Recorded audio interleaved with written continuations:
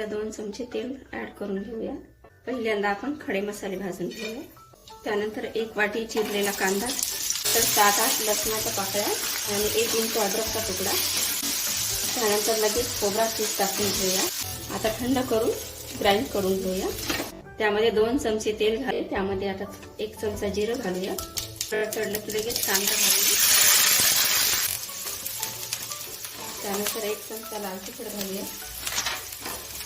आपलं 4 ते 5 जणांसाठीचं आता आपण कट करायला घेऊया। 3 चमचे तेल घालूया। आपलं तेल तापत आले, त्यामध्ये जिरं घालूया। त्यानंतर धने पूड घालूया 1 चमचा। त्यानंतर ग्राइंड केलेली पेस्ट घालूया। मटकी घालून घेऊया। ते तरी चालतं, नाही घातली तरी पण चालतं। त्यामध्ये पाणी ऍड करून घेऊया। आपला कट एकदम तयार